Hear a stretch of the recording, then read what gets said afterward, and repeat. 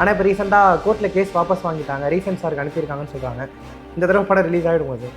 அப்படி தான் நேற்று வரைக்கும் நினச்சிட்டு இருந்தேன்னா, இப்போ அவர் இறங்கி பேசினாருன்னா அது ஒரு பெரிய அரசியலாக மாறும், ஒரு இந்தியா லெவலில் ஒரு செய்தியாக மாறும். விஜயே இப்படி சொல்லிட்டாரு அப்படின்னு.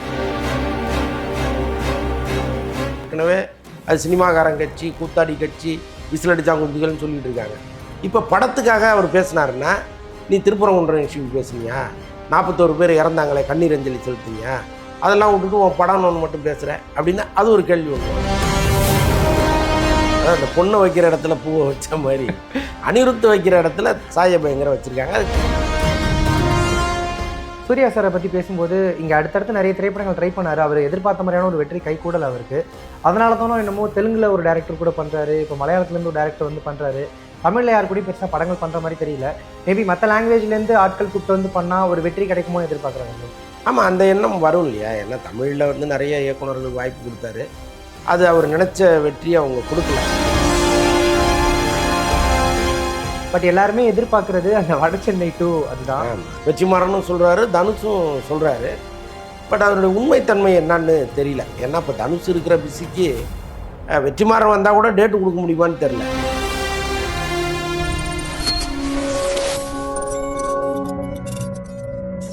ஹாய், ஹலோ, வணக்கம் அண்ட் வெல்கம் டு கலர் கண்ணாடி மீடியா வித் மீ. நான் உங்கள் விஜே ரஃபிக். இன்னைக்கு நம்மளோட உரையாடல் இணைஞ்சிருக்காரு அந்தனன் சார். வணக்கம் சார். வணக்கம் சார். இப்போது பல சின்ன திரைப்படங்கள் தேட்டர் கிடைக்காம ரொம்பவே அல்லாடிக்கிட்டு இருக்காங்க. ரீசெண்டாக அந்த சலீர்கள் திரைப்படம் கூட படாத பாடு பட்டுச்சு. அப்படிங்கிறப்போ இந்த ரீரிலீஸ் திரைப்படங்கள் தொடர்ந்து அடுத்தடுத்து வந்துகிட்டே இருக்கிறது. இப்போ டிஆர் சார் கூட உயிருள்ளவரை விஸ்வநாத் படத்தை ரீமாஸ்டர் பண்ணிகிட்டு இருக்காரு.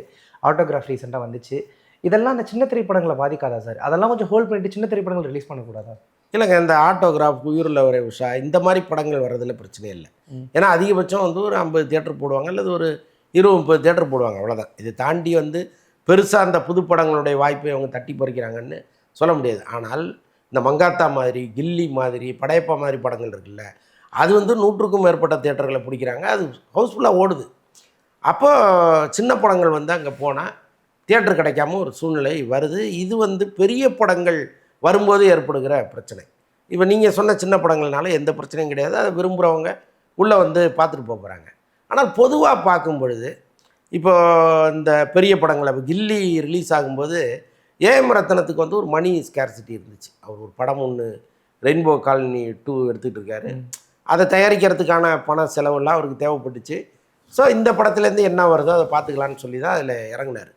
ஆனால் நிறைய பேர் என்ன பண்ணுறாங்க, இது ஒரு நல்லா இருக்கே இந்த கலாச்சாரம், திருப்ப நம்ம படத்தை கொண்டு வரும்போது அது ஒரு என்டர்டெய்னிங்காக இருக்கேன்னு கொண்டு வராங்க. இதனால் எனக்கு ஒரு பயன் கிடைக்கிது, இதுதான் எனக்கு வந்து ஒரு வாழ்வாதாரமாக இருக்குதுன்னு செஞ்சால் தப்பு இல்லை. ஆனால் சும்மா பண்ணி அதில் வர்ற காசை நான் எடுத்துப்பேன் அப்படின்னு நினச்சி பண்ணுறது இருக்குல்ல. இப்போ ரஜினிக்கெல்லாம் வந்து படையப்பா ஓடி தான் காசு சேகரிக்கணும் ஏதாவது இது இருக்கா? இல்லை, ஒன்றுமே இல்லையா. இந்த படத்தில் வர்ற பணத்தை அவர் என்ன பண்ணார், அது ஏதோ சேரிட்டி கொடுத்துட்டாருலாம் சொல்கிறாங்க. பட் தேவைன்னு ஒன்று இருக்கு இல்லையா? ஏஎம் ரத்னத்துக்கு இருந்த தேவை படையப்பாவுக்கு தேவையில்லை. ஸோ அப்படி தேவையில்லாத படங்களை உள்ளே இறக்கும்போது தான் சின்ன படங்கள் பாதிக்கப்படுதுங்கிற குரல் வருது. அதை தவிர்க்கலாம். ஆனால் ரசிகர்கள் எதிர்பார்க்குறாங்களா சார்? படையப்பா ரசிகர்கள் ரொம்ப எதிர்பார்த்து தானே ரிலீஸ் ஆச்சு. இல்லை, ரசிகர்கள் எதிர்பார்க்குறாங்க. அது படையப்பா வந்து தியேட்டரில் பார்க்கணுன்னு எதிர்பார்க்குறதெல்லாம் தப்பு இல்லை. ஆனால் இங்கே இண்டஸ்ட்ரியில் அது ஒரு பெரிய பாதிப்பை ஏற்படுத்துது இல்லை. இந்த மாதிரி பெரிய படங்கள் வரும்போது கம்ப்ளீட்டாக சின்ன படங்கள் வந்து சுத்தமாக காலியாகிடுது. இன்னொன்று பார்த்தீங்கன்னா, ஒவ்வொரு மாதமும் ஏதாவது ஒரு பெரிய படம் வந்துடுது, யாராவது ஒரு பெரிய நடிகர். இப்போ பாருங்கள், அண்டை மாநில நடிகர்கள் படத்தையே நம்ம ரசிக்க ஆரம்பிச்சிட்டோம். ஒரு அல்லு அர்ஜுன் படம் வந்தாலோ அல்லது வந்து ஒரு யஷ் படம் வந்தாலோ நம்ம வந்து அதுக்கும் இம்பார்ட்டன்ஸ் கொடுக்க ஆரம்பிச்சிட்டோம். ஸோ இப்படிப்பட்ட சூழ்நிலையில் மாதம் ஒரு பெரிய படம் வருது, சின்ன படங்களுக்கு வாய்ப்பே இல்லாமல் போயிடுது. சரி ரைட்டு, எப்போ ஒரு கேப் வருதுங்கும்போது இங்கே உள்ளவங்களே திரும்ப இறக்குறாங்க. அப்போ என்ன ஆகும் நிலைமை? அது ஒரு தீராத பிரச்சனையாக தான் இருக்குது. Okay sir. இந்த சின்ன பட்ஜெட் திரைப்படங்களை பற்றி பேசும்போது ரீசெண்டாக ஒரு படம் ரிலீஸ் ஆகியிருக்கு, வித் லவ் அப்படின்னு சொல்லி. அது ஒரு சின்ன பட்ஜெட் திரைப்படம் தான், ஆனால் 2 நாட்களில் 11 கோடி அப்படின்ற மாதிரி சொல்கிறாங்க. இப்போ ஜீவா மாதிரியான ஒரு குறிப்பிடத்தக்க நடிகர்களுடைய திரைப்படங்களே வசூலில் கொஞ்சம் தடுமாறும் போது அபிஷன் ஜீவிந்த் அவர் இப்போ தான் ஒரு படம் எடுத்தார், இந்த படத்தில் ஹீரோவாக நடிச்சிருக்காருன்றப்போ இந்த படம்லாம் 2 நாளில் 11 கோடி கலெக்ட் பண்ணுறது அப்படின்றது ஒரு சினிமா ரசிகராக நீங்கள் எப்படி சார் பார்க்குறீங்க? கட்டாயமாக அது தேவை தானேங்க. இப்போ சின்ன படங்கள்னாலே ஒரு பயம் ஒன்று வந்துருச்சு. அது காரணம் என்னென்னா, நிறைய வந்து இதில் உப்புமா படங்கள் வந்துடுது. அந்த மாதிரி படங்கள் கலக்கும்போது தான் சின்ன படங்கள் மீது ஒரு மரியாதையே இல்லாமல் போயிடுது. ஆனால் இப்போ என்னென்னா, பெரிய பேனர் வந்து ஒரு படத்தை ரிலீஸ் பண்ணுதுன்னா அது சின்ன பட்ஜெட் படமாக இருந்தாலும் ஒரு அட்டென்ஷன் கிரியேட் ஆகுது, மக்கள் உள்ளே வந்துடுறாங்க. அப்படி தான் இதில் வந்து சௌந்தர்யா ரஜினிகாந்த் தயாரித்த படம்னு உள்ளே வந்துட்டாங்க. அதுக்கு முன்னாடி அபிசஞ்சீத் பண்ண படம், டைரக்ட் பண்ண படம் தான். அது ஒரு பெரிய ஹிட்டு. போஸ்டரில் இவரை போட்டால் இவரை தெரிஞ்சு உள்ளே வர்றவங்களாம் பெருசாக இல்லை. ஆனால் சௌந்தர்யா ரஜினி தயாரிக்கிற படம்னு ஒரு கூட்டம் உள்ளே வர ஆரம்பிச்சுது. அவங்களுக்கு படம் வந்து ஆடாரா நல்லா தானே இருக்குது.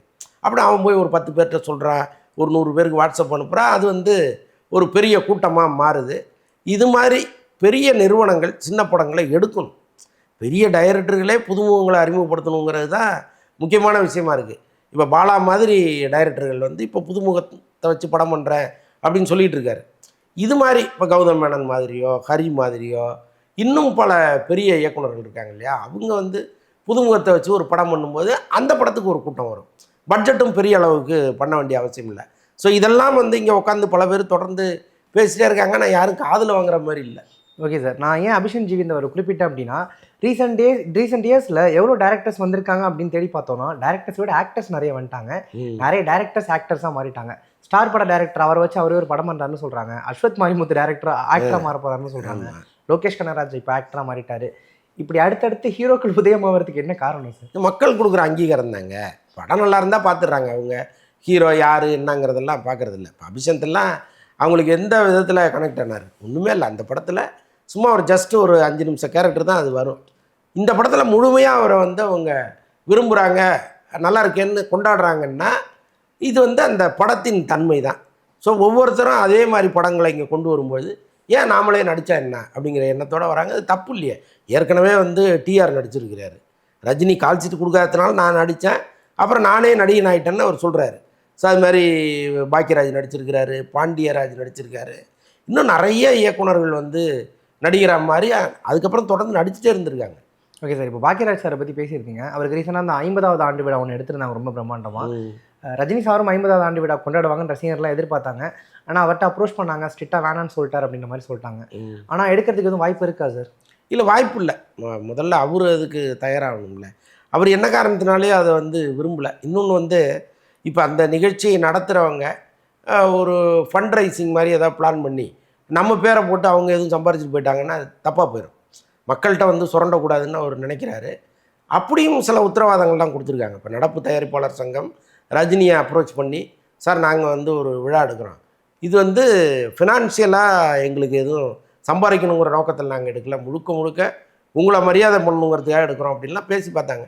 எதுக்குமே ஒரு மசியில் அதுக்கு என்ன காரணம்னு தெரியல. ஓகே சார், கமல் சாரோட அந்த 50வது வருட விழாவை ராஜ் டிவி எடுத்து கொண்டாடி இருந்தாங்க. இப்போ பாக்கியராஜ் சாரோட ஒரு யூடியூப் சேனல் எடுத்து கொண்டாடி இருந்தாங்க.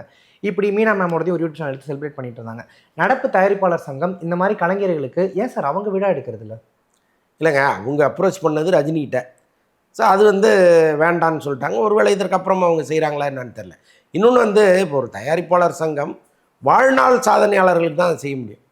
சும்மா வந்து ஏதோ மார்க்கெட்டில் இருக்காங்க அவங்களுக்கு ஏதாவது பண்ணணும் அப்படின்லாம் இறங்கினா அது ஒரு கான்ட்ரவர்சியாக மாறும். இப்போ ரஜினிக்கோ, கமலுக்கோ, விஜய்க்கோ, அஜித்துக்கோ செய்யும்பொழுது அது பெருசாக தெரியாது.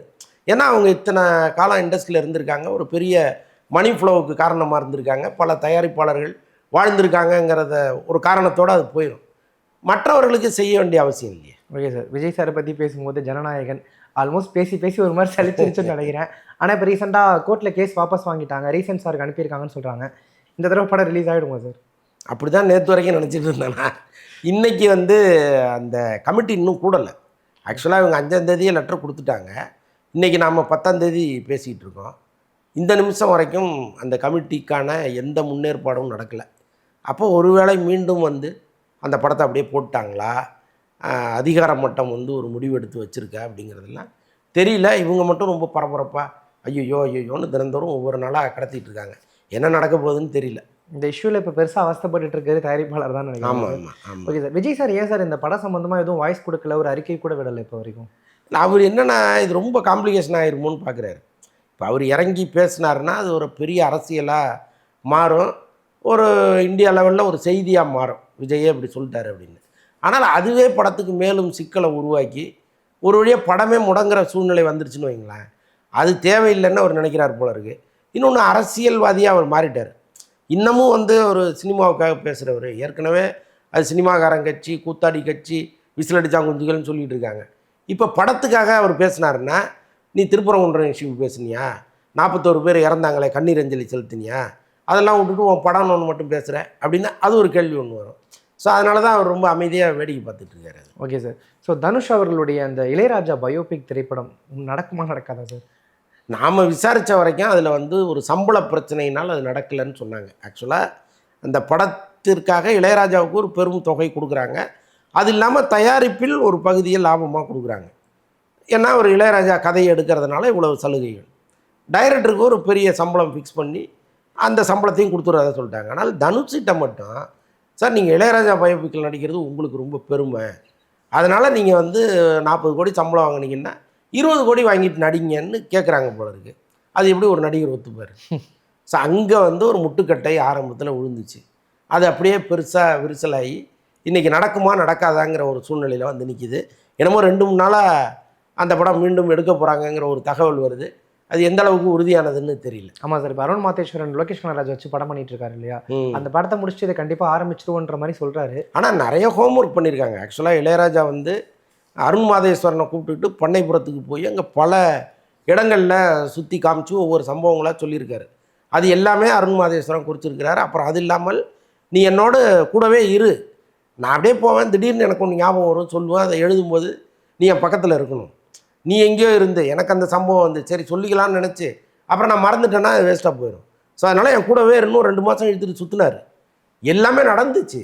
திடீர்னு அப்படியே ஒரு பெரிய பிரேக் விழுந்துருச்சு. அது நடக்குமான்னு தெரில.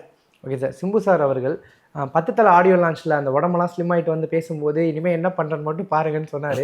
வரிசையாக ஒரு 3-4 படம் அப்டேட்ஸ் வந்துச்சு. அப்டேட்ஸ் மட்டும்தான் வந்துச்சு. படம் எதுவும் வந்த மாதிரி தெரியல. அதுவும் இந்த STR50 எல்லாம் வருமா, இப்போ திடீர்னு பார்த்தா அரசன் ஷூட்டிங் போயிட்டுருக்கு. STRோட அடுத்த மூவ்ஸ் என்னவா சார் இருக்கும்? இல்லை, இந்த வருத்தம் அவருக்கும் இருக்குது. ஏன்னா அவரால் படங்கள் நின்னது ஒரு காலத்தில்.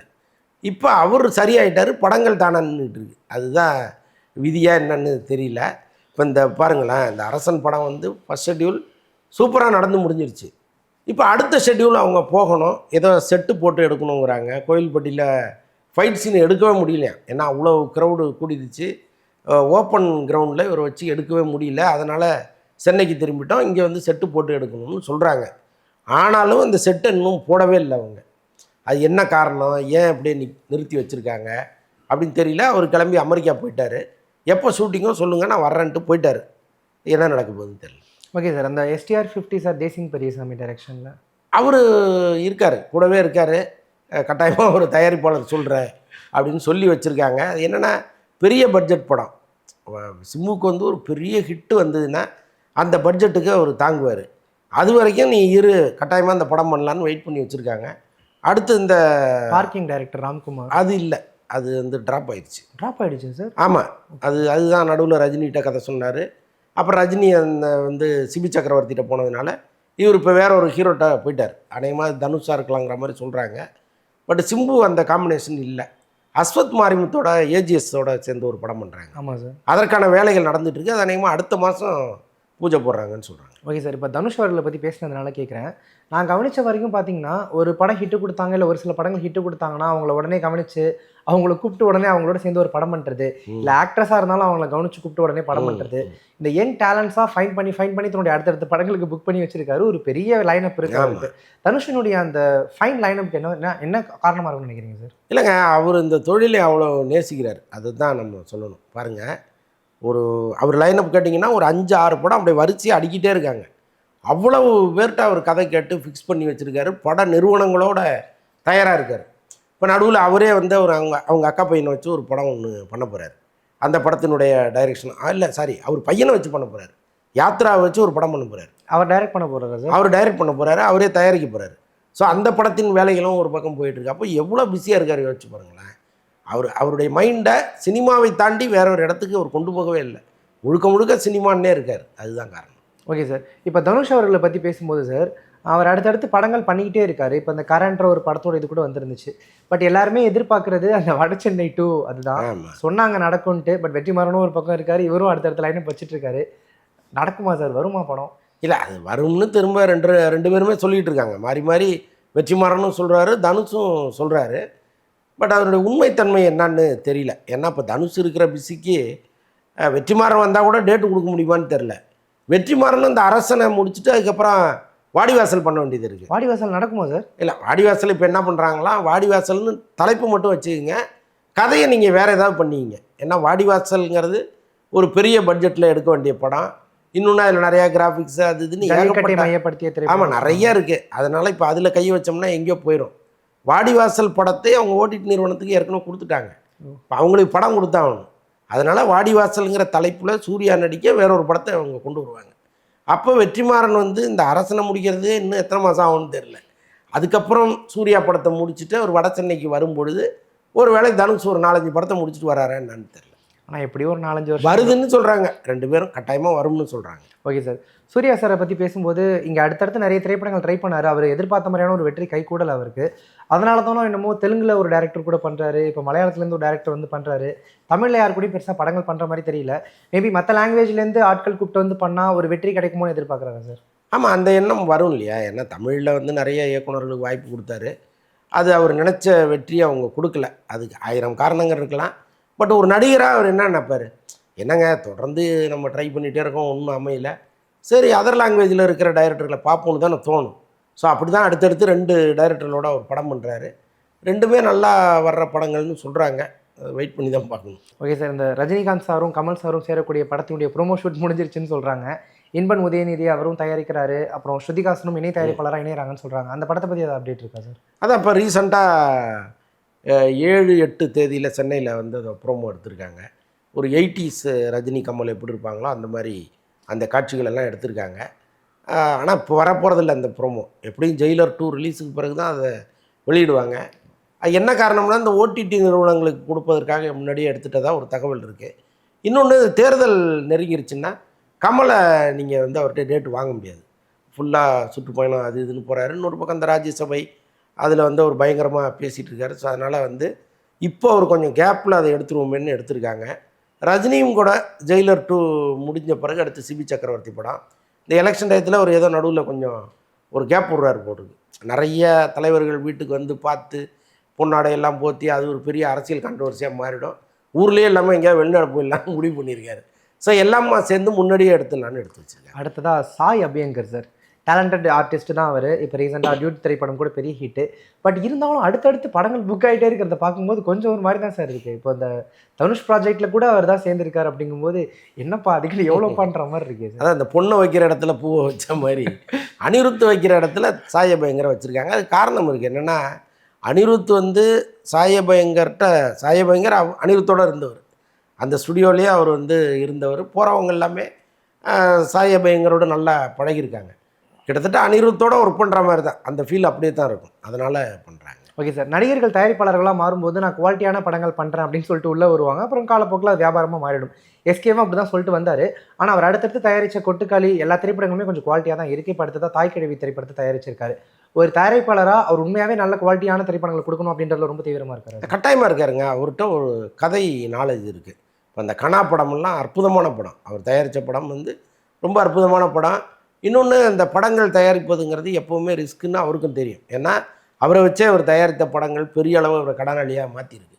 ஸோ அப்படி இருந்தாலும் சின்ன சின்ன படங்களை தயாரிக்கிறது, இப்போ தாய்க்கிழவி நீங்கள் சொன்ன மாதிரி ஒரு பெரிய எதிர்பார்ப்பு இருக்குது. படமும் நல்லா இருக்குன்னு இண்டஸ்ட்ரி முழுக்க ஒரு பெரிய டாக் இருக்குது.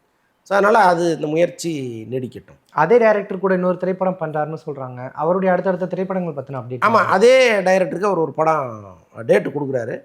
அதுவும் உடனடியாக ஆரம்பிக்கிறாங்க. ஆக்சுவலாக வெங்கட் பிரபு படம் தான் இப்போ ஸ்டார்ட் பண்ணுறதா இருந்துச்சு. வெங்கட் பிரபுவையும் தள்ளி வச்சுட்டு இம்மீடியட்டாக அந்த படம் ஒரு ஷார்ட் பீரியடில் பண்ணுறாங்க. Okay sir. ஸோ கடைசியாக ஒரு கேள்வி சார். இப்போ இந்த சின்ன பட்ஜெட் திரைப்படங்கள் பற்றி பேசிகிட்டு இருந்தோம்ல சார். சின்ன பட்ஜெட் திரைப்படங்கள் அடுத்தடுத்து வருது, அதுக்கு தியேட்டர்ஸ் ப்ராப்பராக கிடைக்க மாட்டேங்குதுன்னு. இந்த பெரிய நடிகர்கள் இருக்காங்களா சார், ரஜினி சார் இருக்காங்க, விஜய் சார் இருக்காங்க, அஜித் சார் இருக்காங்க. இவங்கெல்லாம் தலையிட்டு பேசினாங்க அப்படின்னா, அந்த ரிலீஸ் டேட்டை கொஞ்சம் ப்ராப்பராக ஸ்கெடியூல் பண்ணாங்க அப்படின்னா, அந்த சின்ன பட்ஜெட் திரைப்படங்களுக்கான தியேட்டர்ஸ் ப்ராப்பராக கிடைக்கிறதுக்கு வாய்ப்பு இருக்குமா சார்? நடிகர்கள் பேசி ஒன்றும் நடக்க போகிறது இல்லைங்க. தயாரிப்பாளர் சங்கமும் திரையரங்க உரிமையாளர் சங்கமும் பேச வேண்டிய விஷயம் அது. விஷால் தயாரிப்பாளர் சங்க தலைவராக இருக்கும்போது அதுக்கு ஒரு முயற்சி எடுத்தார். பட் அது ஒர்க் அவுட் ஆகலை. அவர் ஏதோ ஒரு நல்லது செய்யணும்னு நினச்சி தான் பண்ணார். பட் அது ஒர்க் அவுட் ஆகலை. அது தீர்க்க முடியாத ஒரு பிரச்சனையாக இருக்குது. ஏன்னா வசந்தமாலன் மாதிரி பல டேரக்டர்ஸ் இன்னமும் கூட புலம்பிட்டு இருக்கிறத பார்க்க முடியும் சோஷியல் மீடியாவில். ஒரு சினிமா ரசிகராக அது ஒரு வருத்தம் இருக்குது. எப்போ தான் அந்த மாதிரி திரைப்படங்கள் வெளில வரும், அது ஹிட் அடிக்கும் அப்படின்னு. அதனால தான் அந்த கேள்வி கேட்குறேன். இது தீர்க்க முடியாத பிரச்சனையாக இருக்குது. Okay sir. ரொம்ப நன்றி சார் உங்களுடைய நேரத்திற்கு.